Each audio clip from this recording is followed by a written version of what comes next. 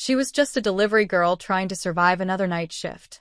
Then she found a dying stranger in a wrecked car and gave him her blood without asking his name. What she didn't know, the man she saved was the city's most dangerous mafia boss. And he would never let her go.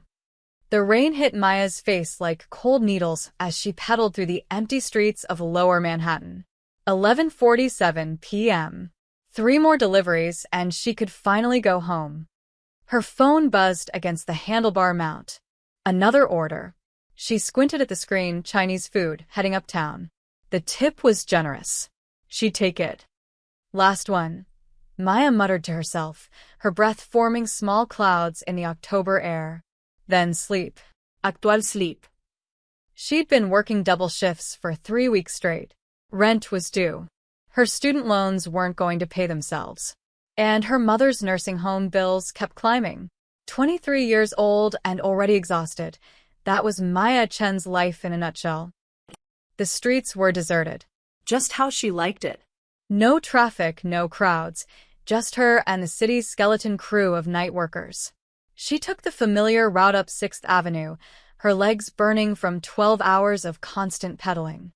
Then she heard it. The screech of tires. Metal crushing metal. Glass exploding. Maya's head snapped toward the sound. 2 blocks ahead, a black luxury sedan had T-boned a delivery truck at the intersection. The sedan's front end was completely crumpled, steam rising from its hood. The truck driver stumbled out, dazed but walking. But the sedan, nobody was getting out of the sedan.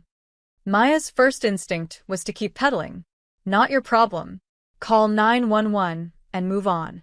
New York City had taught her that lesson early. But her legs had already stopped moving. Damn it, she whispered, dropping her bike against a lamppost. Her delivery bag bounced against her hip as she ran toward the wreck. The truck driver was on his phone, screaming incoherently. Maya ignored him and approached the sedan. Through the spider-webbed windshield, she could see a man slumped over the steering wheel. Blood. So much blood. Hey! Maya yanked on the driver's door. Locked. She ran to the passenger side. That door opened with a groan of twisted metal. The man was maybe 40, dark hair, expensive suit soaked crimson. His breathing was shallow, bubbling. But it wasn't the crash that had done this. There was a bullet hole in his left shoulder. Maya's heart hammered against her ribs. This wasn't a car accident. This was something else entirely. Sir, can you hear me? She leaned across the passenger seat, checking his pulse. Weak but present. His eyes fluttered open, dark brown, almost black, filled with pain and something else. Calculation. Even dying, this man was assessing her. Hospital, he managed, blood flecking his lips. Not. Police. You need both, Maya said, already dialing 911. His hand shot out, gripping her wrist with surprising strength. No police. Please. There was desperation in his voice that made her pause. Maya had heard plenty of desperate voices in her life. Her father, before he left. Her mother, before the dementia took her memories. She recognized the real thing. You're going to die if I don't get you help, Maya said flatly. Then. I die, his grip loosened. Better than. The alternative. Maya stared at him, at the custom-tailored suit, the Rolex on his wrist, the way his other hand instinctively moved toward his hip, where a weapon probably was. Or had been. She made a decision that would change her life forever. Mount Sinai is 2 blocks away, she said. Can you move? The man's eyes widened slightly. You'll. Help. I'm already regretting it. Come on. She managed to drag him halfway out of the car before his weight nearly collapsed them both. He was heavy, all muscle under that expensive suit. Maya wedged her shoulder under his arm and half-carried, half-dragged him toward the sidewalk. My bike, she gasped. We'll use my bike. It was insane. Completely insane.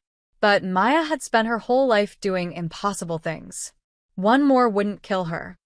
It took 5 agonizing minutes to get him seated on her bike's rear rack, his arms wrapped loosely around her waist. He was fading fast, his breathing growing more labored. Maya pedaled harder than she'd ever pedaled in her life, ignoring the screaming in her thighs, the rain blinding her, the warm blood seeping through her jacket. The emergency room doors blazed with light ahead. "Stay with me," Maya said, though she wasn't sure if she was talking to him or herself. They crashed through the ER entrance, literally. Maya's bike skidded on the wet floor, and they both went down in a tangle of limbs and metal. Nurses and doctors swarmed immediately. "Gunshot wound," Maya gasped. "Upper left shoulder. He's lost a lot of blood." They loaded him onto a gurney. A doctor barked orders. Someone asked Maya questions she could barely process. Then a nurse grabbed her arm. "What's his blood type?" "I don't. How would I know?" "Ma'am, we're critically low on O negative and he's hemorrhaging. If we don't—" "Test me," Maya interrupted. I'm O negative. "I'll donate." She wasn't supposed to know her blood type, but she did.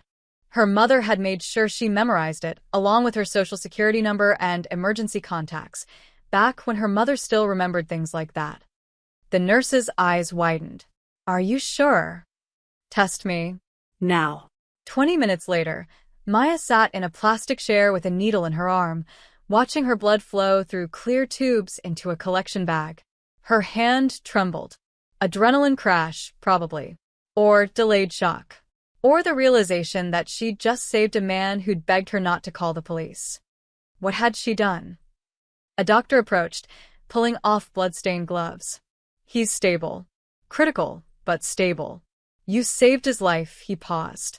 "Both times, actually. Your blood bought us the time we needed. Will he make it?" "Too early to say. But he's got a fighting chance now." The doctor studied her. "The police will want to talk to him. And you. Gunshot wounds are—" "I know," Maya said quietly. "I'll wait." But when the police finally arrived an hour later, the man was listed as John Doe. No ID. No wallet. No phone. Nothing. And when they pressed her for details, Maya realized she had nothing to give them. She didn't know his name, didn't know where he came from, didn't know anything except that he'd been dying and she'd helped. The police looked skeptical but let her go with a warning to stay available for follow-up questions. Maya walked out of the hospital at 3:17 a.m., her bike retrieved from the ER entrance, her body aching, her delivery bag still smelling faintly of Chinese food that had gone cold hours ago. She'd lost a whole night's wages. She'd probably get fired for missing those deliveries. And she'd given blood to a stranger who might be a criminal. But he was alive. That had to count for something. Maya pedaled home through the dying rain, unaware that she'd just saved the most dangerous man in New York City and that he would never, ever forget it. Maya's alarm screamed at 6:30 a.m. She'd slept for exactly 2 hours. Her body felt like it had been run over by the same truck from last night. Every muscle ached. The crook of her elbow throbbed where they'd drawn her blood. But Ren didn't care about exhaustion, so Maya dragged herself out of bed and into her delivery uniform. Her phone had 17 missed calls from her supervisor. She'd deal with that later. The next 2 days blurred together in a haze of peddling, deliveries, and trying not to think about the man she'd saved. Maya checked the news obsessively. Nothing. No reports of a shooting, no mysterious John Doe in critical condition, no police appeals for information. It was like that night had never happened. Maybe that was better. Maybe she could just forget about it and move on. Except she couldn't shake the memory of those dark eyes calculating her worth even while dying. On the third day, Maya noticed the car. Black SUV, tinted windows, parked across from her apartment building. She'd walked past it 3 times before her brain registered that it was always there. Same spot. Same vehicle. Not moving. Probably nothing. Parking was hell in this neighborhood. People left their cars for days. But then she saw it again during her lunch delivery run in Midtown. Different location, same car. Or maybe a different car that looked identical. Maya couldn't be sure. Her hands tightened on the handlebars.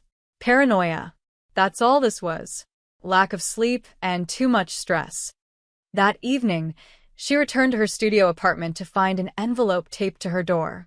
No name, no address, just a plain manila envelope sealed shut. Maya's heart kicked into overdrive. She looked up and down the hallway. Empty. She peeled off the envelope and carried it inside, locking her door and wedging a chair under the handle, an old habit from her rougher neighborhood days. Inside the envelope, $500 in crisp 20s. No note. No explanation. Just cash. Maya's hands shook as she counted it twice. Definitely $500. More than she made in a week of deliveries. This was wrong. This was very, very wrong. She grabbed her phone to call. Who? The police? And say what? Someone gave me money. They'd laugh her out of the precinct. She stuffed the cash back in the envelope and shoved it in her desk drawer. Maybe someone had made a mistake. Maybe it was meant for another apartment. She'd return it to the building manager tomorrow. But the next morning, there was another envelope. Another $500. What the hell? Maya whispered, staring at the money spread across her kitchen counter. $1,000. Just sitting there. Unexplained. She didn't take it with her to work. She left both envelopes locked in her apartment, as if distance would make them less real. During her afternoon shift, a man in a suit approached her at a red light. Professional, clean-cut, but with the build of someone who knew how to hurt people. Maya Chen, he asked. Every instinct screamed at her to pedal away. Who's asking? A friend wanted me to check on you. Make sure you're doing all right. His smile didn't reach his eyes. You helped someone recently. That someone is very grateful. The man from the hospital. John Doe. I don't want anything, Maya said quickly. He was dying. Anyone would have done the same. No, the man said softly. They wouldn't. And that's why you're being looked after now. I don't need looking after. Not your decision. He handed her a business card. Blank except for phone number. You need anything at all, you call that number. Day or night. Then he walked away, disappearing into the crowded sidewalk like smoke. Maya stared at the card, her stomach churning. She should throw it away. Should throw away the money. Should forget any of this ever happened. Instead, she tucked the card into her wallet. That night, Maya couldn't sleep. She kept checking her window, looking for the black SUV. It was there, parked under a broken streetlight, almost invisible in the shadows. They were watching her, protecting her, or making sure she stayed quiet. At 2:47 a.m., her phone buzzed. Unknown number. Her thumb hovered over the decline button. But curiosity, that dangerous, stupid curiosity, made her answer. Hello. Silence. Then breathing. Then a voice, deep and accented, rough like gravel wrapped in velvet. You gave me life. Maya's breath caught. She knew that voice, recognized it from the car, from his desperate whisper in the rain. Who is this? But she already knew. Someone who owes you everything. A pause. They tell me you won't accept payment. That troubles me. I didn't do it for money, Maya said, surprised by the steadiness in her voice. I know. That's why you deserve it. Another pause. You're safe now. No one will touch you. Ever. That's my promise. I don't want your promises. I don't want your money. I just want a normal life? The voice carried dark amusement. I'm afraid that's no longer possible. You saved Victor Marino. People will want to know why. People will wonder what you know. So yes, Miss Chun, you do want my protection, whether you realize it or not. The line went dead. Maya sat in her dark apartment, phone clutched in her shaking hand, finally understanding the terrible truth. She hadn't just saved a man's life. She'd bound herself to a devil. The penthouse overlooked Manhattan like a throne over an empire. Floor-to-ceiling windows displayed the city's glittering sprawl, millions of lights, millions of lives, all of them insignificant from this height. Victor Marino stood at those windows, a glass of whiskey untouched in his hand. His left shoulder was still bandaged beneath his silk shirt, the wound healing slower than his patience. but he was alive. Against all odds, against his enemies' careful planning, he was alive. Behind him, his lieutenant, Dmitry Volkov, waited in respectful silence. Dmitry had served the Marino family for 20 years, first Victor's father, now Victor himself. He was loyal, efficient, and currently confused. "You've been staring at that file for 3 days," Dmitry finally said. "It's a delivery girl. Nobody important." Victor turned, his dark eyes cold. "She saved my life. She was convenient. Wrong place, right blood type. Luck." "No," Victor set down his whiskey and picked up the folder again. Maya Chen's entire life, documented in 40 pages. Born in Queens, father disappeared when she was 8, mother in a nursing home with advanced dementia. Student loans from a degree she never finished. 3 jobs in the past year, currently working for fast bite delivery. Rent 2 months overdue before his money arrived. She chose to help. That's not luck. That's character. Dmitry shifted uncomfortably. "Boss, the Kozlov syndicate thinks you're dead. That's good for us. We can move against them while their guard is down. But if they find out about the girl..." "They won't. They have eyes everywhere. Someone saw the crash. The hospital had cameras. If they connect her to you, then we eliminate the threat before it reaches her." Victor's voice dropped to a deadly whisper. "Is that clear?" Dmitry nodded slowly. "Crystal." Good. "Now tell me about Anton." The temperature in the room seemed to drop 10 degrees. Anton Yurev, Victor's head of security, his most trusted enforcer. The man who'd been in charge of route planning the night of the ambush. "He claims it was random," Dmitry said carefully. "Wrong place, wrong time. Says the Kozlovs got lucky." "The Kozlovs don't get lucky. They get information." Victor turned back to the windows. "Someone told them which route I'd take. Someone knew I'd be alone. Knew exactly when to strike." "You think, Anton?" "I don't know what to think. That's the problem." Victor's reflection in the glass was a ghost, pale and sharp. 20 years he's worked for us. 20 years of loyalty. But everyone has a price, Dmitry. Even you. Even me. Not the girl, apparently. Victor smiled, though there was no warmth in it. No. Not her. She didn't even ask my name. He'd been conscious enough to remember that part. The way she'd argued with him, told him he was being stupid, saved him anyway without asking questions or demanding payment. In Victor's world, such actions didn't exist. Everyone wanted something. Everyone had an angle. Except Maya Chern, apparently. "What are your orders?" Dmitry asked. Victor was quiet for a long moment, thinking. His enemies believed him dead, a valuable advantage. But advantages were temporary. Eventually someone would talk. Someone always talked. And when the Kozlovs learned he'd survived, they'd retrace his steps. They'd find the hospital records. They'd find her. Unless he moved first. Pull 4 men from the warehouse detail. Put them on rotating surveillance around her building.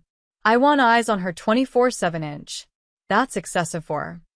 "I don't care." Victor's tone left no room for argument. "Fix her bike, it's falling apart. Pay her building's super to upgrade her apartment lock. Make sure her mother's nursing home bills are covered for the next 6 months. And for God's sake, stop leaving cash on her doorstep like she's a charity case." Dmitry blinked. "Boss, with respect, this girl is a complication we don't need. The smart play is to distance yourself, maybe relocate her somewhere safe and forget. No one touches her. Ever." Victor turned to face his lieutenant fully, and even Dmitry, who'd seen Victor kill men with his bare hands, took an involuntary step back. "She gave me her blood, Dmitry. Do you understand what that means? In the old country, that creates a bond. A debt that must be repaid. We're not in the old country. The rules don't change just because we crossed an ocean." Victor picked up Maya's photograph from the file. Young, tired, defiant eyes staring at the camera in what looked like a DMV photo. She could have kept walking. Could have called the police. Could have let me bleed out in that car. Instead, she risked everything. Her safety, her time, her own blood, for a stranger. He set the photo down gently. In a world of wolves, Dimitri, I found a lamb who doesn't know she's surrounded by teeth. And I will not let anyone devour her because of what she did for me. Dimitri nodded slowly. Understood. I'll handle it personally. And Anton? I'll watch him. If he's dirty, he'll slip eventually. When he does, bring him to me alive. I want to look in his eyes when he explains why he tried to kill me. Victor's smile was a blade. Then I'll show him what happens to traitors. Dimitri left to execute his orders. Victor remained at the windows, watching the city that both feared and obeyed him. Somewhere down there, a girl pedaled through streets she thought were random, delivering food to people she'd never meet again, completely unaware that the devil himself had claimed her as his. Maya's bike had been stolen 4 times in the past year. She'd learned to live with the dents, the squeaky brakes, the chain that slipped every 3rd block. It was unreliable, but it was hers. So when she came downstairs one morning to find her bike gleaming like new, fresh paint, new tires, chain oiled and silent, she knew something was very wrong. "Excuse me, miss." Maya spun around. A man in a black jacket stood near the building entrance, arms crossed casually. Professional. Alert. Definitely not a resident. "Who are you?" Maya demanded. "Building security," he said smoothly. "Management hired us. There've been some break-ins in the neighborhood." "We don't have building security. Mrs. Park can barely afford to fix the heating." The man's expression didn't change. "We're contracted. Privately funded. You don't need to worry about it." Maya's grip tightened on her bike handles. "And my bike? Did management fix that too?" "Safety concern. Can't have you breaking down in dangerous areas." This was insane. This was. "Victor Marino sent you," Maya said flatly. The man's professional mask slipped for just a second. Surprise flickered across his face before the neutral expression returned. "I don't know what you're talking about." Right. "Sure." Maya swung her leg over her bike. "Tell your boss I don't need babysitters." She pedaled away before he could respond, anger burning in her chest. Who did Victor think he was? She'd saved his life, and now he thought he owned her? Thought he could just insert himself into her world, fix her things, watch her building. But over the next week, Maya couldn't deny that her life had gotten easier. Her landlady, Mrs. Park, mysteriously stopped hounding her about rent. "Don't worry about it, dear," the old woman said with a strange, nervous smile. "Just don't worry about it." The broken lock on her apartment door was replaced with a high-end security system she definitely hadn't requested. Her mother's nursing home called to inform her that an anonymous benefactor had paid her account in full for the next 6 months. And everywhere Maya went, she saw them. Men in dark clothing, always watching, always at a distance. In coffee shops. On street corners. Outside her delivery stops. They never approached, never spoke, but they were always there. One night, after a particularly exhausting shift, Maya found a bag of groceries outside her door. Good stuff, fresh vegetables, quality meat, the expensive bread she couldn't usually afford. No note. No explanation. She wanted to throw it away on principle. Instead, she made herself dinner for the first time in weeks and hated how good it tasted. "This is ridiculous," Maya muttered to herself. "This can't keep happening." 2 days later, she confronted one of the watchers. Young guy, maybe 30, trying to blend in at a bus stop where he clearly wasn't waiting for a bus. "Your boss owes me a debt, right?" Maya planted herself in front of him. "Then the debt is paid. Tell him we're even. Tell him to leave me alone." The man studied her with something like respect. "Doesn't work that way." "Why not?" "Because you gave him something he can never repay. So he'll spend the rest of his life trying." The man's voice was matter-of-fact. "Our boss takes his debts seriously. Especially blood debts. I don't want his money. I don't want his protection. I just want my normal life back." "With respect, miss, your normal life wasn't that great to begin with." Maya's face flushed. "That's not, you don't know. I know you work 16-hour days and still can't pay your bills. I know your mother doesn't recognize you anymore when you visit. I know you eat ramen 6 days a week. His expression softened slightly. Our boss is giving you a better life. Why fight it? Because it came from blood money. Because accepting help from a criminal made her complicit. Because once she started depending on Victor Marino's generosity, she'd never be free of him. But Maya couldn't say any of that. Not to this man, who genuinely seemed to think he was helping. Who's your boss? She asked instead. Your actual boss, not Victor. Who do you report to directly? Dmitry Volkov, head of security operations. I want to meet him. The man hesitated. That's not a good idea. I don't care. Set it up, or I go to the police. It was an empty threat, and they both knew it. But something in Maya's eyes must have convinced him, because he pulled out his phone and made a call. 3 hours later, Maya sat in a 24-hour diner in Hell's Kitchen, nursing cold coffee and wondering if she'd made a terrible mistake. The door opened. A man entered, older, maybe 50, built like a boxer, with cold gray eyes that assessed everything in the room before landing on her. Dmitry Volkov sat across from her without asking permission. You wanted to meet, he said. His accent was thicker than Victor's. Russian, definitely. So talk. Maya forced herself to meet his gaze. Call off your dogs. no. I didn't ask for any of this. You saved our boss's life. That makes you family, whether you want it or not. Dmitry leaned back, studying her. You think we're the problem, but we're not. We're the solution to a problem you don't even know exists yet. What problem? Victor Marino has enemies. Dangerous enemies.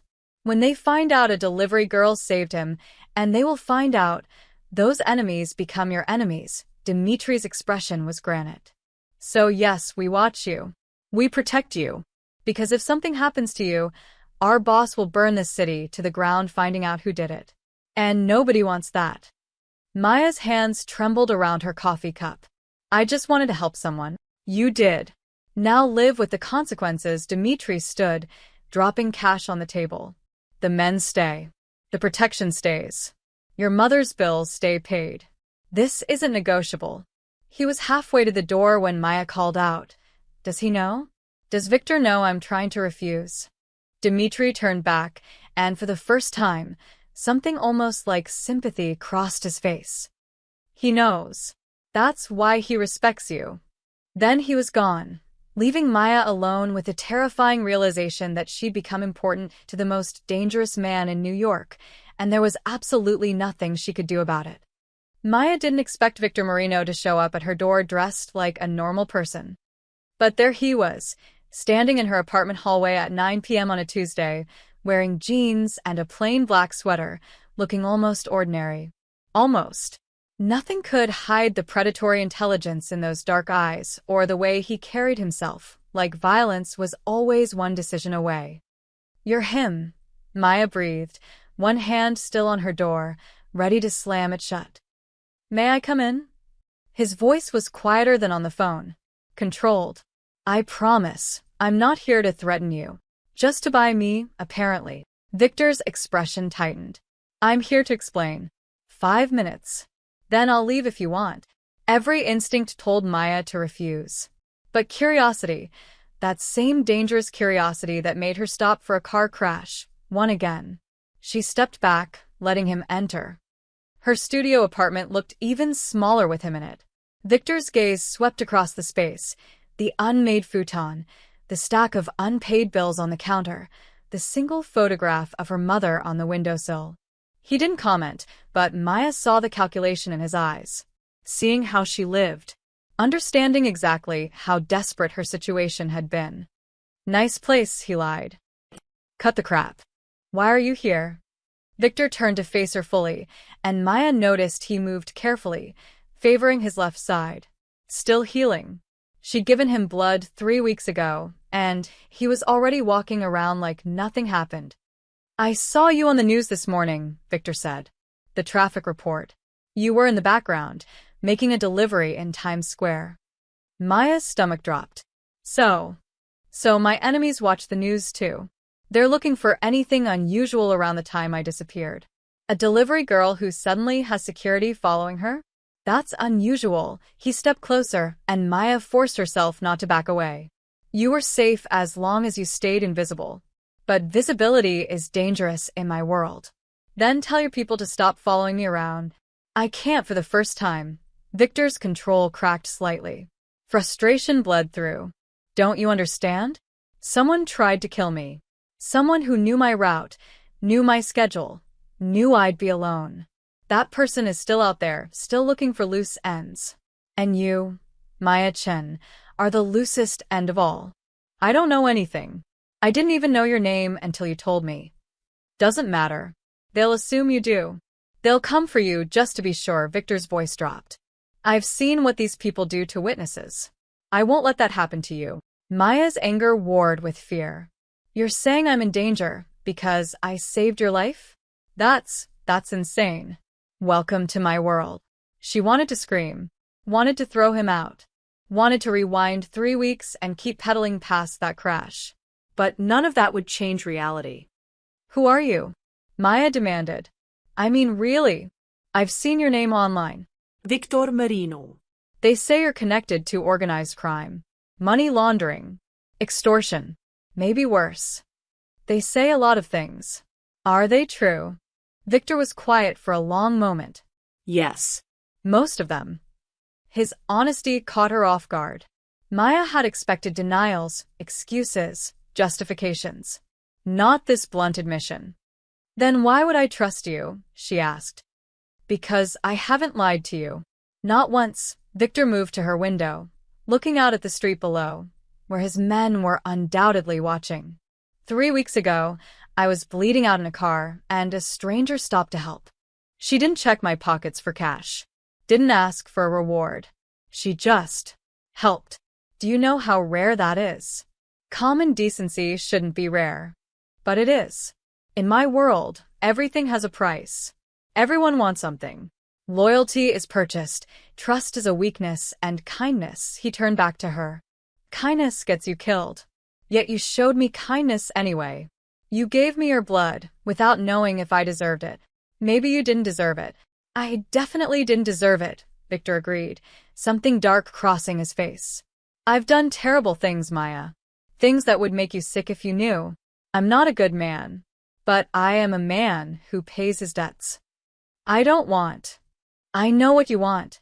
A normal life. Bills you can pay. Time with your mother before she forgets you completely. Freedom from watching every penny. Victor's gaze was intense, pinning her in place. I can give you all of that. Not as payment. You can't pay for what you did. But as respect. You saved my life without asking who I was. That's why I respect you. Maya's throat tightened. Respect isn't protection. Respect isn't men watching my building and paying my rent. No. But it's why I'm here in person, explaining instead of just doing. Victor pulled out a card, different from the one his man had given her. Heavier stock, embossed lettering. My private number. You call that, you get me directly. Not Dimitri, not my men. Me. Why would I need that? Because sooner or later, you'll have questions. Or problems. Or you'll just want to yell at someone for ruining your life. A ghost of a smile touched his lips. I can handle all three. Maya took the card slowly, feeling its weight. And if I still say no? If I still want you to leave me alone? Then I'll respect that too. But the protection stays. Whether you acknowledge it or not, whether you like it or not, you're under my protection now. That's not negotiable. Victor moved toward the door, then paused. You gave me a second life, Maya. The least I can do is make sure you get to keep living yours. He left as quietly as he'd arrived, and Maya stood in her small apartment, holding a crime lord's business card, finally understanding the terrible truth. Victor Marino wasn't trying to control her. He was trying to save her from the consequences of saving him. And somehow, that was so much worse. The warehouse on the Brooklyn waterfront smelled like salt, oil, and old blood. Victor stood at the head of a long table, his inner circle gathered around him like wolves circling a wounded king. Anton Yurev sat to his immediate right, where he'd sat for 15 years. Loyal, efficient, deadly.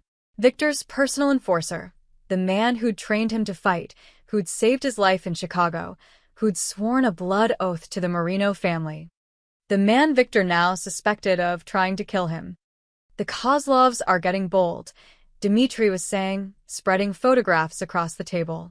They hit 3 of our shipments this week. They're testing us, seeing if the rumors of your death are true. Let them test, Victor said calmly.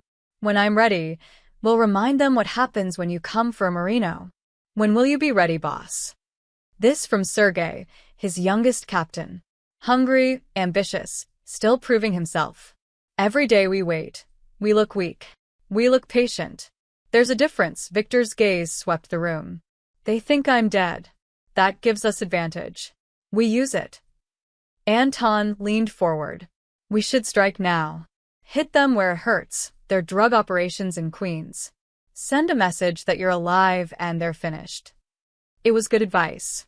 Tactically sound. Exactly what Anton would normally suggest. Which made Victor suspicious. No, Victor said. We wait. Anton's jaw tightened. Boss, with respect, waiting makes us look afraid.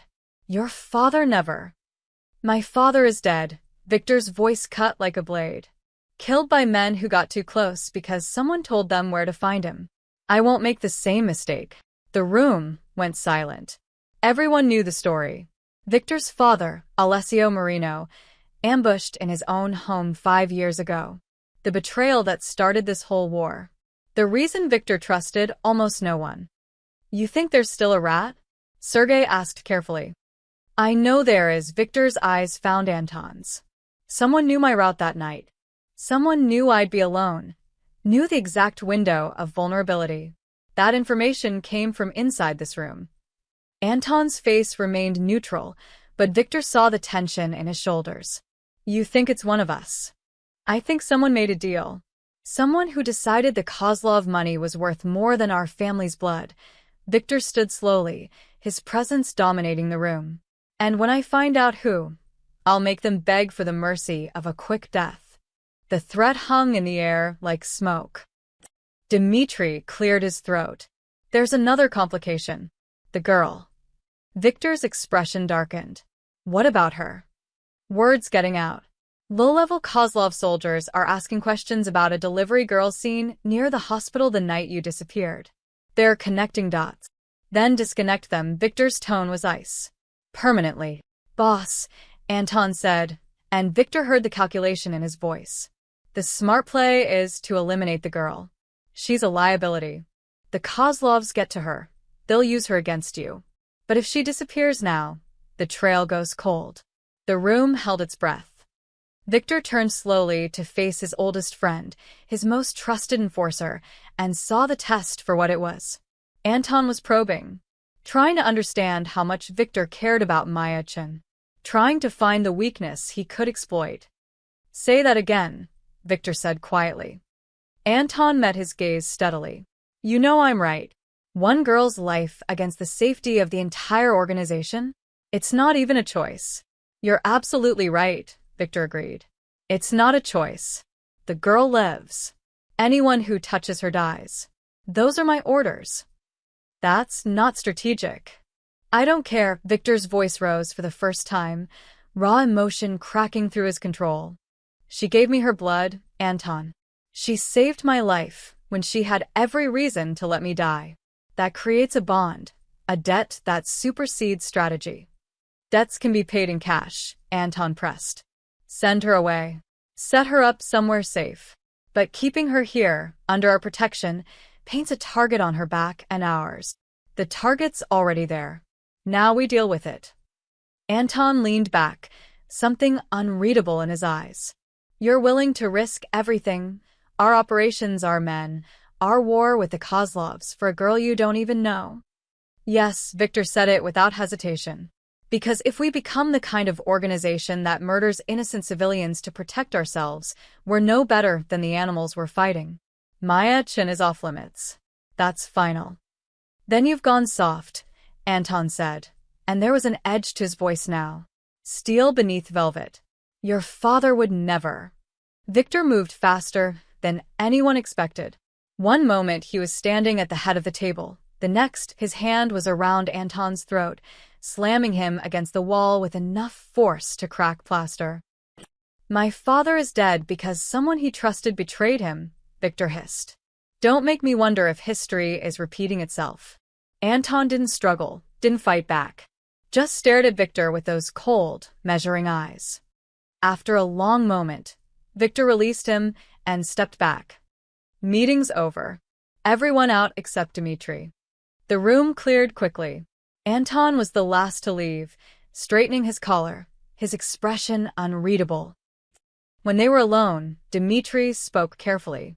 "You're sure about this? Protecting the girl could split our ranks." "Then our ranks are weaker than I thought."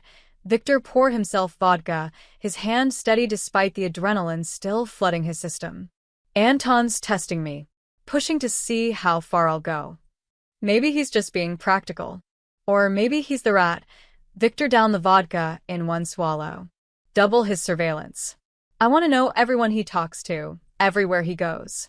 "And Dmitri?" "Yes, boss. Triple Maya's security. If Anton's dirty, he'll try to prove I'm compromised by going after her. I want her protected, like she's my own blood." Because, in a way, Victor thought she was. She'd given him life. And in his world, that meant he'd give everything, including his empire, to keep her safe. Even if it destroyed him. The delivery order seemed normal at first. Chinese food, apartment 4B in Williamsburg, generous tip.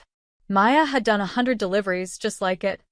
She should have noticed the address didn't match any building on the block. Maya realized her mistake when she arrived at the location, an empty lot between a closed laundromat and a pawn shop. No apartment building. No 4B. Just cracked asphalt and graffitied walls. Her instincts screamed danger. She was reaching for her phone when the van pulled up, blocking her exit. 3 men stepped out, moving with coordinated precision. Not random thugs. Professionals. Maya-chan. The one in front smiled. "We've been looking for you."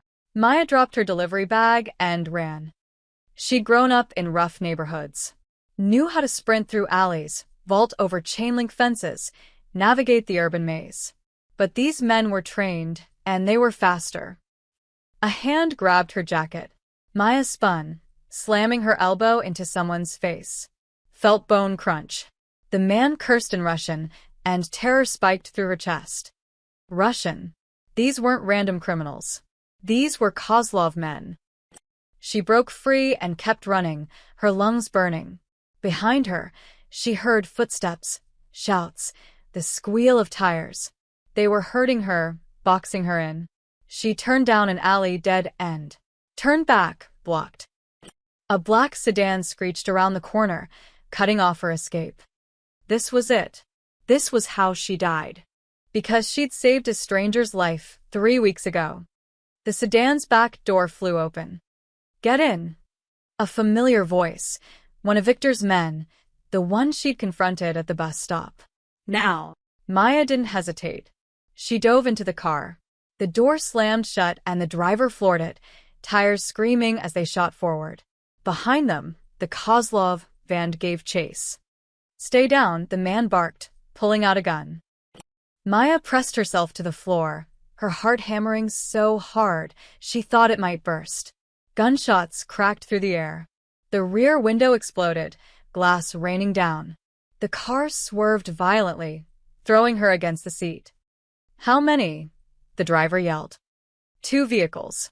4, maybe 5 shooters. The man returned fire through the broken window. "Call Dmitri. Tell him we're compromised." They rocketed through Brooklyn streets, weaving between traffic, running red lights. Maya caught glimpses through the window, pedestrians diving for cover, other cars slamming on brakes, chaos spreading in their wake. Another gunshot. The car lurched as a tire blew out. "Hold on." The driver executed a controlled spin into a narrow side street, momentarily losing their pursuers. He didn't slow down. They crashed through someone's chain-link fence, bounced across a basketball court, and emerged onto another street entirely. For a moment, Maya thought they'd escaped. Then the van appeared again, ramming them from the side. Metal crunched. Maya screamed as they went up on two wheels, teetering at the edge of rolling. The driver fought the wheel, somehow keeping them upright. Warehouse District, the driver gasped. 2 minutes. Just 2 minutes. But they didn't have 2 minutes. The van rammed them again, harder this time. Maya's head cracked against the door frame. Stars exploded across her vision. Blood. She was bleeding, warm liquid running down her face. Victor's man was still shooting, trying to take out the van's driver. "Boss is gonna kill us if anything happens to her," he muttered. "Boss is gonna kill us anyway," the driver shot back. They careened around another corner. Maya saw the warehouse ahead, a massive concrete structure surrounded by more black SUVs. Victor's territory. Safety. The van saw it too. They accelerated, trying to cut them off before they reached protection. They weren't going to make it. The van pulled alongside, a man leaning out with a pistol aimed directly at Maya through the broken window. She saw his finger tighten on the trigger, saw her death in his eyes. Then the man's head snapped back, a red mist exploding where his face had been. More gunshots, but not from Victor's men in the car. From the warehouse. Snipers on the roof, providing cover fire. The van swerved wildly, losing control. It clipped a parked car and flipped, rolling 3 times before coming to rest upside down.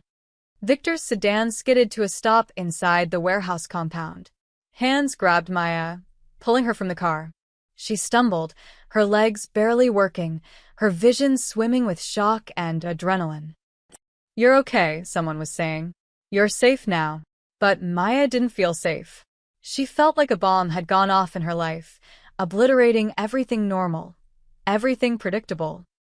Dmitri appeared, his face grim. "Get her inside. Medical team, now." "I'm fine," Maya managed, though blood still dripped from her forehead. You're not fine. You were almost killed." Dmitri's voice was harsh but not unkind. "This is what I warned you about. This is what happens when you get involved with our world." "I didn't ask to get involved." Maya's voice broke. "I just wanted to help someone, and now people are trying to kill me." "I know," Dmitri's expression softened slightly. "And I'm sorry. Truly. But it's done now. You can't unknow what you know. You can't unsave Victor's life." Maya's legs finally gave out. She sank to the cold concrete floor, trembling uncontrollably. "I want this to stop. I want my life back." "That's not possible anymore." "Then what am I supposed to do?" Dmitri crouched beside her. "You survive. You let us protect you. And you accept that normal is never coming back." Behind him, the warehouse doors opened again. Victor strode in, his face a mask of cold fury. When he saw Maya on the floor, bleeding and shaking, something in his expression cracked. He knelt beside her, gently tilting her chin up to examine her wound. His touch was surprisingly careful. Who did this? Victor's voice was quiet, deadly quiet. "Kozlov's," Dmitri reported. "They lured her with a fake delivery order. Ambush." How did they know where she'd be? The question hung in the air, heavy with implication. Only Victor's inner circle knew Maya's delivery routes. Only someone with access to their surveillance could have planned this so precisely. Victor's jaw tightened. "Anton, we don't know that for certain." "I know," Victor stood, and Maya saw the monster beneath the man. Saw the killer who'd built an empire on fear. "Bring Maya to my estate. Maximum security. No one in or out without my personal approval. Boss, she'll be safer if we spread her across." "She stays with me." Victor's tone left no room for argument. "I should have done this from the start. No more half measures. No more assuming my people are loyal." He looked down at Maya, and his expression softened marginally. "I'm sorry." "I should have protected you better.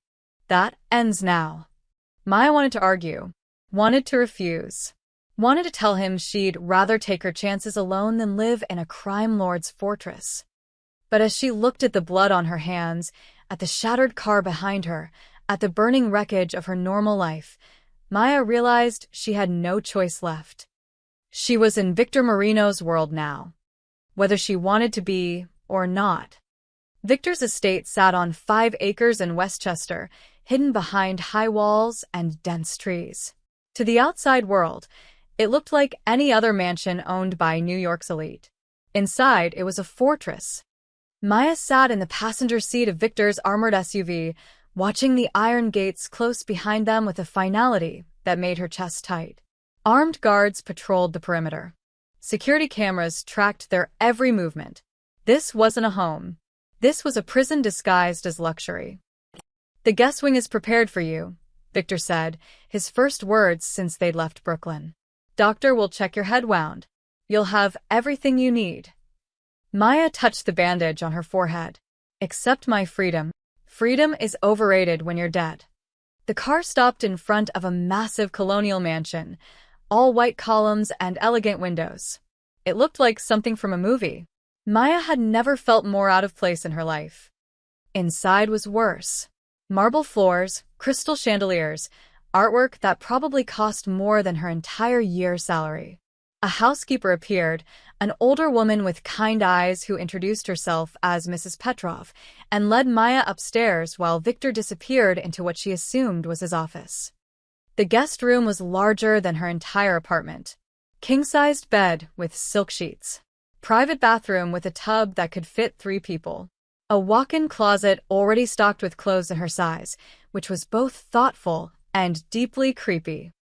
"Mr. Marino asked me to prepare these for you," Mrs. Petrov explained, noticing Maya's stare. "He wanted you to be comfortable. He knows my clothing size. He knows everything, dear." "It's his nature." Mrs. Petrov's smile was sympathetic. "Dinner is at 7. You're welcome to join him, or I can bring something to your room." Maya wanted to hide in her room, wanted to pretend this wasn't happening. But hiding wouldn't change anything. "I'll come down," she said. The doctor arrived shortly after. A nervous man who examined her wound with shaking hands, declared it minor, and left as quickly as possible. Maya suspected he was terrified of Victor, and that probably wasn't without reason. She showered, washing away the blood and fear, trying to scrub off the memory of those men chasing her, guns firing, her life hanging by threads. But the water couldn't wash away reality. At 7, Maya made her way downstairs, following voices to a formal dining room. Victor sat at the head of a long table, reviewing documents with Dmitri. Both men looked up when she entered. "You came," Victor said, seeming genuinely surprised. "You're keeping me prisoner. Might as well enjoy the amenities." Victor's lips twitched. Almost a smile. "You're not a prisoner. You're a guest under protection." Semantics. "Seat." "Please," he gestured to the chair beside him, not at the far end of the table like she expected, but close. Within conversation distance. Dmitri gathered his papers. "I'll leave you to dinner." "Stay," Victor said. Maya should understand the situation fully. So they ate, some elaborate meal Maya barely tasted, while Dmitri explained the reality of her new life. The Kozlovs knew she'd saved Victor. They tried to grab her for interrogation or leverage. The ambush wouldn't be the last attempt. "We're hunting the leak," Dmitri said. "Once we identify who gave them information, the threat decreases significantly." "You think it's Anton," Maya said, surprising them both. Victor's eyes narrowed. "What makes you say that?" "I pay attention. I saw how he looked at you during." She stopped. "Wait. "How do I know about Anton? I've never met him." "Your protection detail reports everything," Victor admitted, "including conversations you overhear when my men think you're not listening." Maya's fork clattered to her plate. "You're spying on me? I'm protecting you. There's a difference." "No, there really isn't." For the first time, Victor looked uncomfortable. "You're right. I apologize." Old habits. The apology caught Maya off guard. She'd expected deflection, justification, anything but actual remorse. "Why am I really here?" Maya asked quietly. Not the protection speech. The real reason. Victor was silent for a long moment, studying his wine glass. "Because everyone I trust is suspect. Everyone in my organization could be the traitor." But you. He looked up, meeting her eyes. You have no reason to betray me. No connections to my enemies. You're the only person in my life I know is safe. The vulnerability in his voice was startling. This was the man who'd built an empire on fear, and he sounded lonely. That's sad, Maya said. That you trust a stranger more than your own people. It's survival. After dinner, Victor offered to show her the grounds. Maya almost refused, but the walls of the mansion felt like they were closing in. She needed air, even if it meant walking with a criminal. The gardens were beautiful. Manicured lawns, rose bushes, a fountain that probably belonged in a museum. They walked in silence until they reached a chess table under a gazebo. Do you play? Victor asked. My dad taught me. Before he left.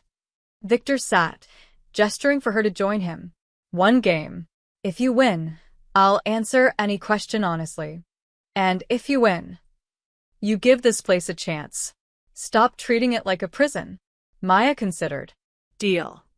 They played as the sun set, and Maya was surprised to find Victor wasn't just good. He was exceptional. But she'd learned from her father, who'd played in tournaments before alcohol destroyed him. She knew tricks Victor's formal training hadn't covered. 15 moves in, Maya saw her opening. A gambit that would sacrifice her bishop but expose his king. You're better than I expected, Victor murmured, studying the board. People underestimate delivery girls. I won't make that mistake, he moved his knight. Tell me about your father. Maya moved her rook. Why? Because I want to know you. You're not just the girl who saved my life anymore. You're here, in my home, part of my world whether either of us planned it. I should know who you are. It was manipulative. A strategy to make her comfortable, to lower her guard. Maya knew this. But she told him anyway.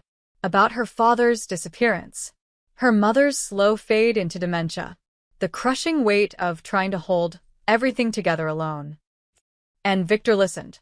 Really listened, asking questions that showed he actually cared about the answers.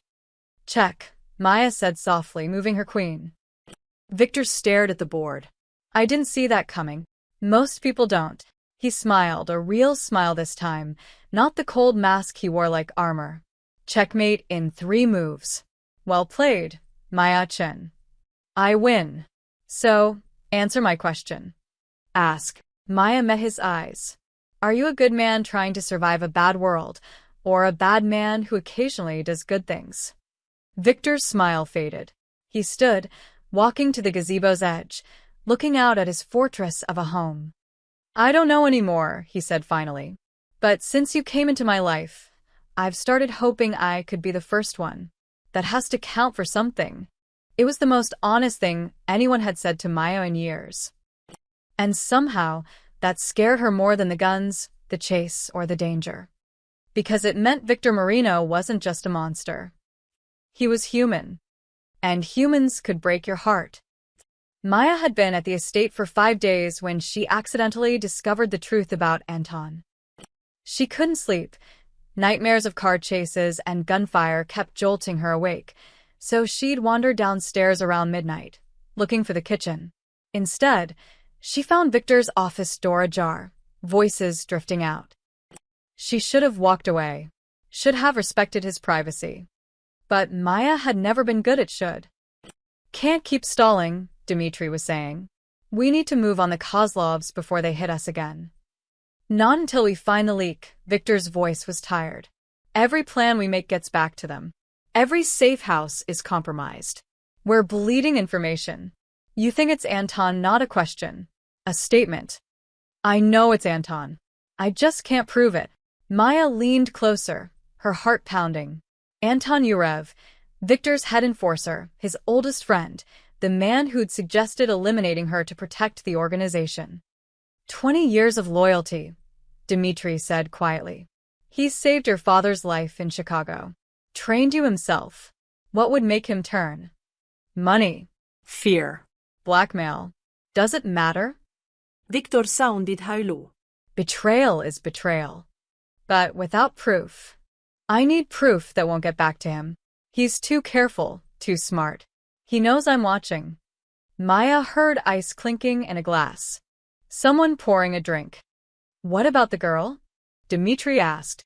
She's an outsider. She sees things we don't. Maya? Victor sounded surprised. What could she possibly? She has no preconceptions. No loyalties clouding her judgment. Sometimes fresh eyes see what familiar ones miss. Silence stretched. Then Victor. I won't put her in more danger. She's already in danger. Might as well make it mean something. Maya made her decision.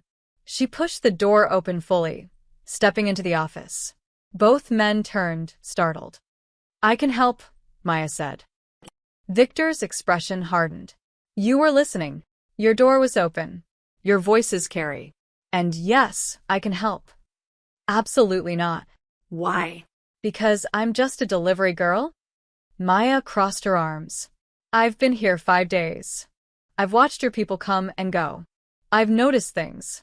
What things? Dmitri asked, curious despite himself. Maya took a breath. Anton visits every day, right? Always at the same time, always for exactly 1 hour. But 3 days ago, he left after 40 minutes, and he was on his phone the moment he got outside. I saw him from my window. Victor leaned forward. So he got a call that made him leave early. And that night, the same night, the Kozlovs hit your warehouse in Queens. The one you thought was secure. The room went very quiet. Could be coincidence, Dmitri said slowly. Could be, Maya agreed. But that's not all. Yesterday, Anton brought you a financial report, right? About the Brooklyn operations? How do you know that? Victor's eyes narrowed. I was in the garden. The window was open. I heard you discussing it. Maya ignored his disapproving look. He recommended consolidating 3 warehouses into one central location. Said it would be more efficient. Standard optimization, Dmitri said. Or a way to put all your eggs in one basket so the Kozlovs can destroy them in a single hit. Maya pulled out her phone. Victor had reluctantly given her one with restricted access. Can I see a map of those warehouse locations? Victor and Dmitri exchanged glances. Victor nodded. Dmitri pulled up a digital map on the office computer. Maya studied it, her delivery driver's knowledge of New York geography kicking in. The central location, he suggested. It's here, right? She pointed. That's 3 blocks from known Kozlov territory. And there's only 2 access roads, both easy to block. If they hit that warehouse, your people would be trapped. Victor stood slowly, moving to look at the map himself. It's tactically vulnerable. It's a trap, Maya said. He's trying to consolidate your resources where the Kozlovs can destroy them all at once. This is speculation, Victor said, but his voice lacked conviction. Then test it, Maya suggested. Give Anton false information. Something valuable that only he knows. If it gets to the Kozlovs, you have your proof. Dmitri's eyes lit up. A canary trap. Feed him a unique piece of intel and see if it flies. Victor walked to the window, hands clasped behind his back. Maya could see the tension in his shoulders, the weight of betrayal crushing down on him. He was my father's best friend, Victor said quietly. He taught me everything. How to fight, how to lead, how to survive in this world. And now he's trying to destroy you, Maya said, not unkindly. People change. Or maybe they were never who you thought they were. Victor turned to face her. If you're wrong, then you've lost nothing but a little trust. If I'm right, you've saved your organization. Maya held his gaze. You said I'm the only person you know is safe. So trust me. The moment stretched between them, heavy with possibility. Finally, Victor nodded. Dmitri, prepare the trap. We'll feed Anton information about a major shipment coming through Newark, high value, minimal security. Make it too tempting to ignore. And when the Kozlovs show up? Dmitri asked. We'll be waiting. Victor's expression went cold, the vulnerable man from the chess game disappearing behind the mask of a crime lord. With everything we have. He looked at Maya. You were right. You do see things we miss. I pay attention. It's what kept me alive on the streets. It might keep us all alive now. Victor moved closer, and Maya was struck again by the intensity of his presence. Thank you. Truly. Don't thank me yet. Thank me when this works. When it works, Victor said, I owe you another debt. When I'm beginning to think I'll never be able to repay. Maya smiled slightly. You could start by letting me have internet access on this phone. Watching gardening shows on the estate TV is killing me. For the first time in days, Victor laughed, a real, genuine sound that transformed his face. Done. But Maya? Yeah. Stay away from windows when Anton's here. If he suspects you're helping me, you become an even bigger target. Understood. As Maya left the office, she felt the weight of what she'd just set in motion. If she was right, they'd expose a traitor. If she was wrong, she might cause an innocent man to be killed. But watching Victor's face as he talked about betrayal, Maya knew she was right. Anton Yurev was the ghost in Victor's machine. And ghosts, she'd learned, were most dangerous when you couldn't see them coming. The trap was set for Friday night. A phantom shipment worth $5 million, supposedly arriving at a Newark warehouse with minimal security. Only Anton knew the details: location, time, cargo manifest. Everything designed to be irresistible to the Kozlovs. If Anton was the traitor, they'd come. Maya wasn't supposed to be there. Victor had been explicit. She would stay at the estate with double security while he handled the confrontation. But Maya had spent her whole life being told what she couldn't do, where she couldn't go. She'd stopped listening years ago. She borrowed clothes from one of the estate guards, dark pants, black jacket, boots that actually fit. Slipped out during the shift change when the new guards were still getting briefed. Made it to the service road and called the one person who might help her. This is stupid, Dmitri said, but he let her into his car anyway. If Victor finds out, he'll be furious. I know, Maya buckled in. But I need to see this. I need to know if I'm right, and if you're wrong. If this gets people killed, then I'll live with that. But I won't sit in a mansion while other people fight battles I help start. Dmitri studied her in the rearview mirror. You're braver than you look, delivery girl. I'm terrified. There's a difference. They drove to Newark in silence. The warehouse district was industrial wasteland, abandoned factories, empty lots, the skeleton of old America rusting away. Victor's people were already in position, hidden in shadows on rooftops, in vehicles that looked abandoned but weren't. Dmitri parked 3 blocks away. You stay in the car. Windows up, doors locked. Anything goes wrong, you drive away.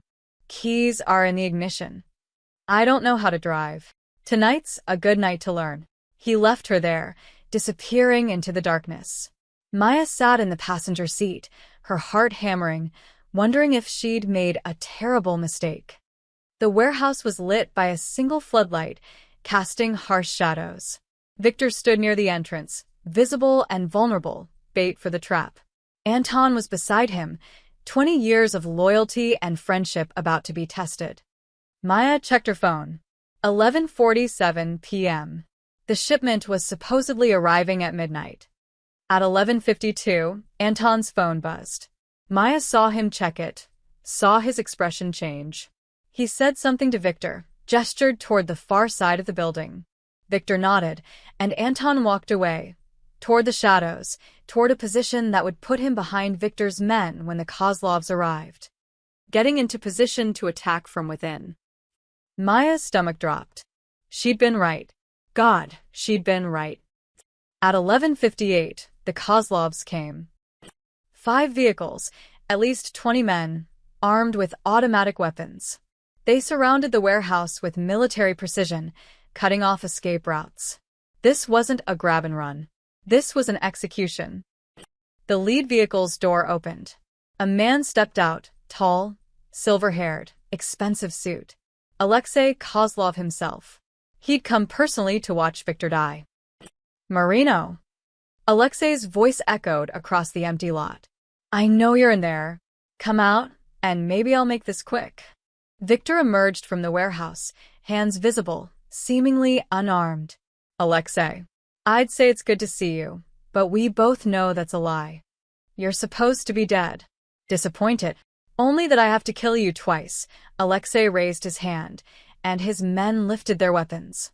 Any last words? Just one. Victor smiled. Now. The night exploded with gunfire. Victor's hidden men opened up from every angle, rooftops, windows, parked cars.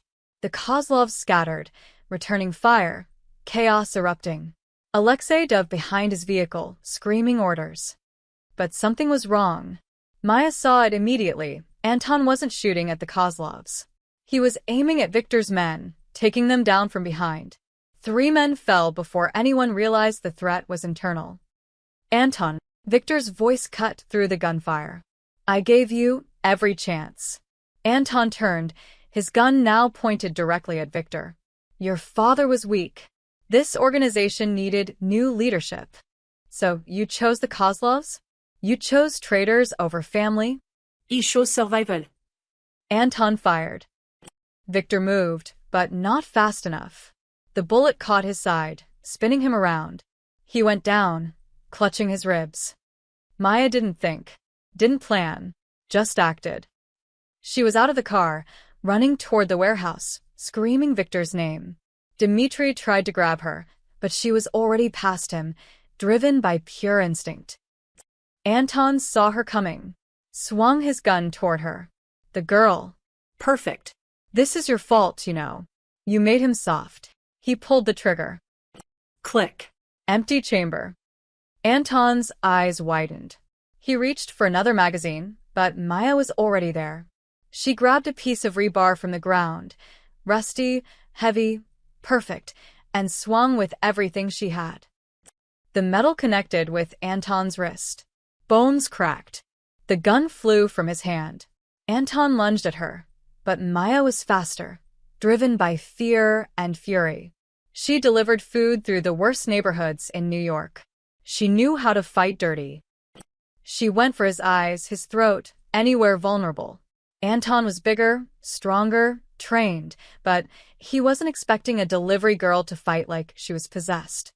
He slammed her against a wall. Pain exploded through her back. But Maya had survived worse. She drove her knee into his gut, then grabbed his collar and headbutted him with everything she had. Anton staggered back, blood pouring from his nose.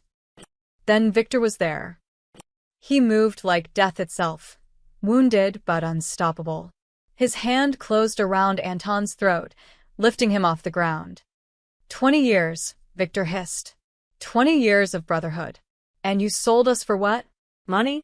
Fear. Anton choked, clawing at Victor's grip. They had leverage. My daughter. You don't have a daughter. My sister's daughter. They threatened. Anton's voice was desperate now, real terror in his eyes. They said they'd kill her if I didn't. You should have come to me. Victor's voice broke slightly. I would have protected her. Protected you both. Instead, you got my people killed. Victor, please. Victor's hand tightened. Anton's face turned purple. His struggles weakened. Don't, Maya said quietly. Don't become what he feared you were. Victor's eyes met hers. She saw the war inside him. Rage against mercy, justice against vengeance. Slowly, he lowered Anton to the ground. You're done, Victor said. Finished.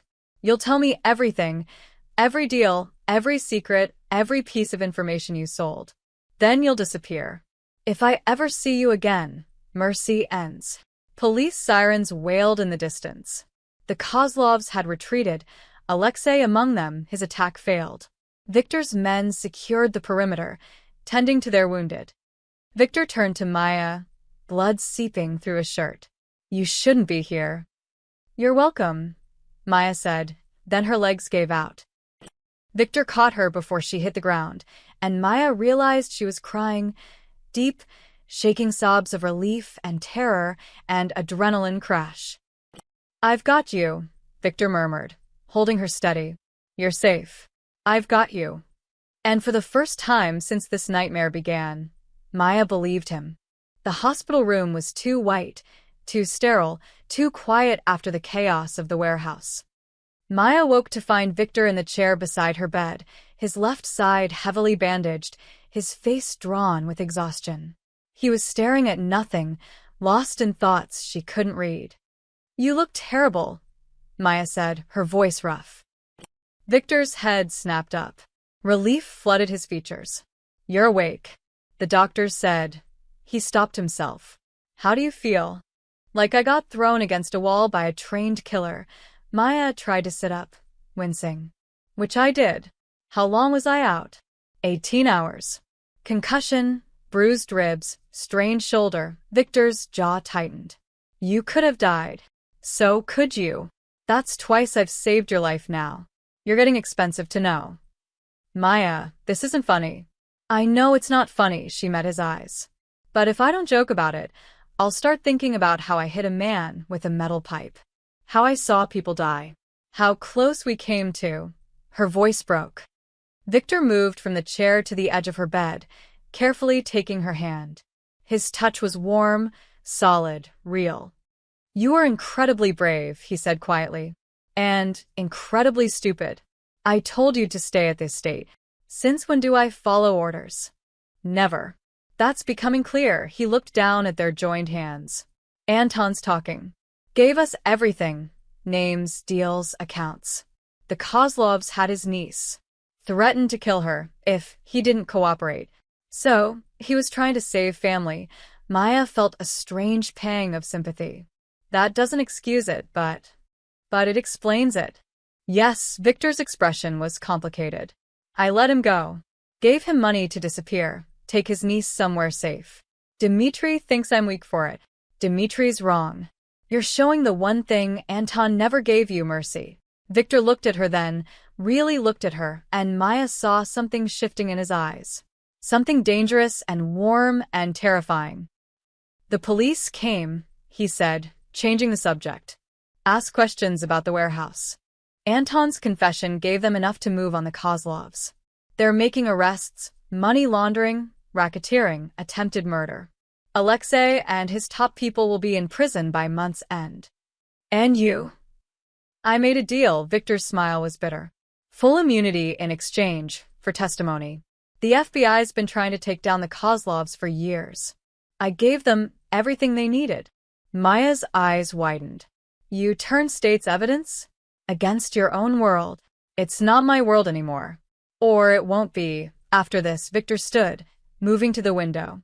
Dawn was breaking over Manhattan, painting the sky in shades of gold and pink. "Anton's betrayal taught me something.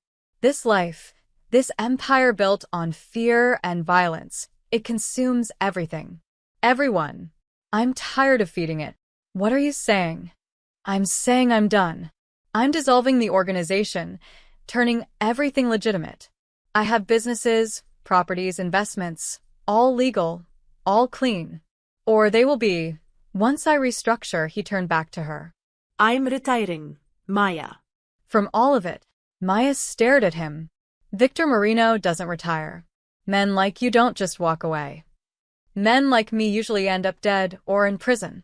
I'm choosing option 3, a life." His voice softened. "You gave me that chance. Twice. Once with your blood, once with your conscience. I don't want to waste it. What about your people? The ones who depend on you. They'll be taken care of. Severance, new positions in legitimate businesses, help transitioning out of this life if they want it." Victor moved back to her bedside. "I'm not abandoning anyone. I'm setting them free. Setting myself free." Maya felt tears prick her eyes. "Because of me.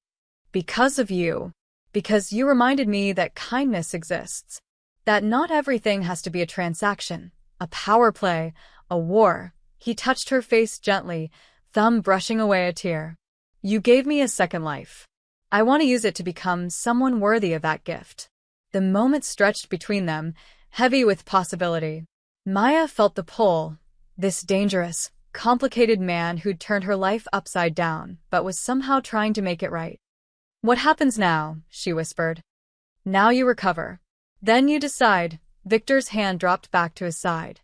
"You can go back to your apartment, your deliveries, your old life. I'll make sure you're safe. The Kozlovs are finished, and no one else will come after you. You'll be free." Or, or you let me help you build something new. The delivery business you mentioned wanting to start, I have the capital, the connections, the resources. Not as payment. As partnership. As friendship, he paused. As whatever you want it to be. Maya's heart raced. Victor. Don't answer now. Heal first. Think about it. Just know that whatever you choose, I respect it. You saved my life twice. The least I can do is give you the freedom to live yours however you want. A nurse entered, interrupting the moment. Victor stepped back, becoming formal again, the crime lord's mask sliding into place. But Maya had seen beneath it, had seen the man trying to crawl out of the monster's skin. And she realized something that terrified and thrilled her in equal measure. She didn't want to say goodbye to him. Not yet. Maybe not ever. Victor, she called as he moved toward the door. He turned back. Thank you. For everything. For the chaos and the protection and the second chances.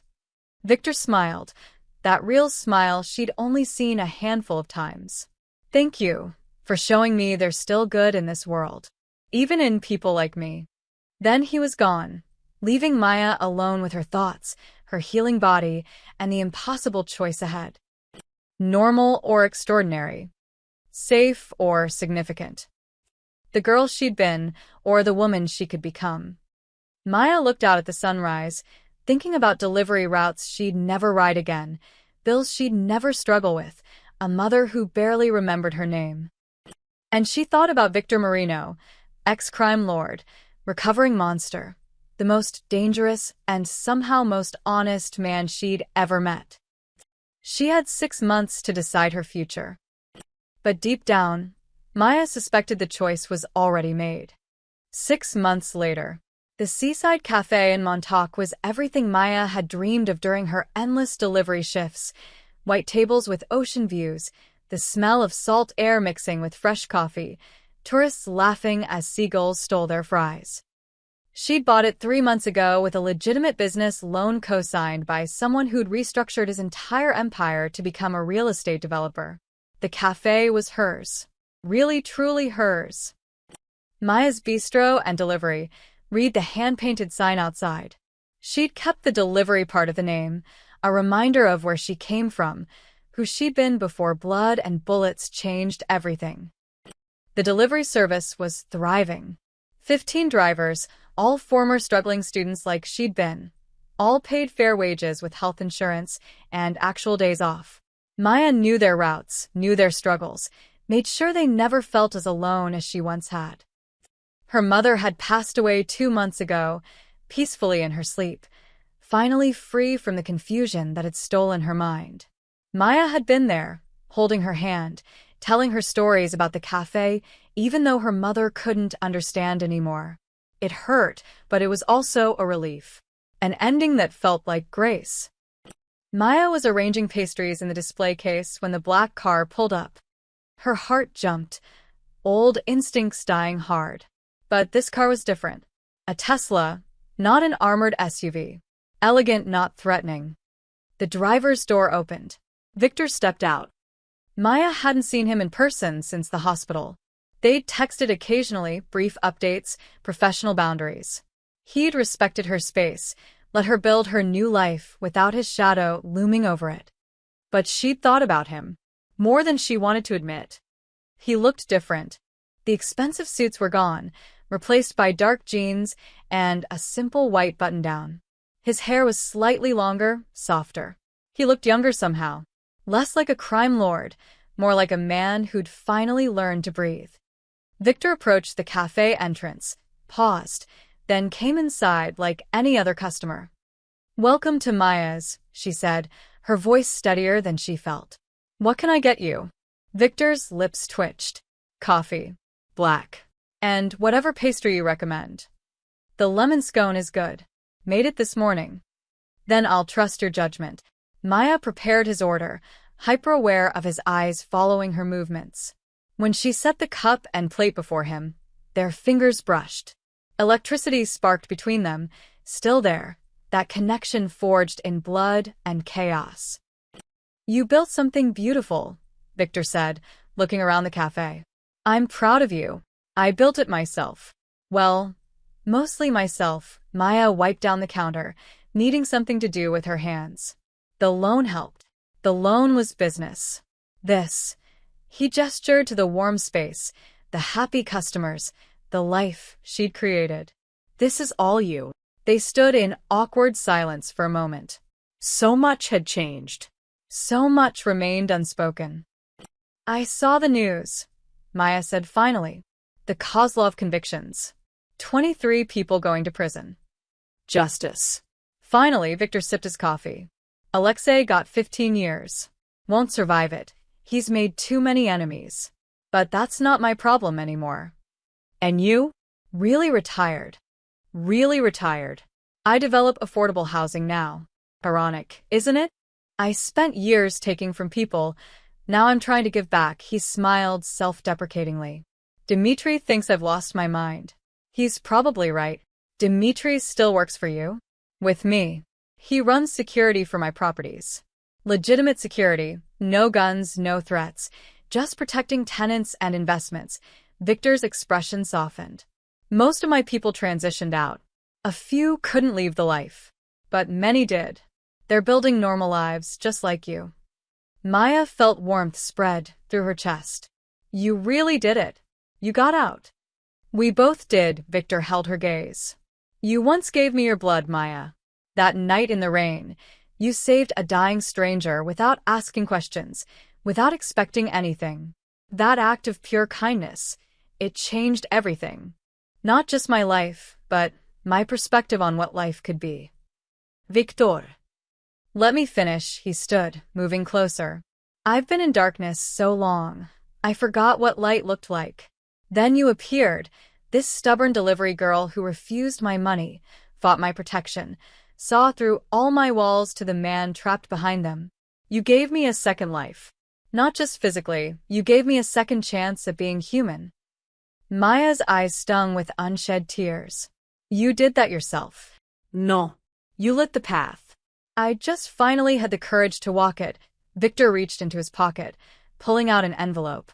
I came here to give you this. It's not payment. You can't pay for what you did. It's completion. Maya opened the envelope with trembling fingers.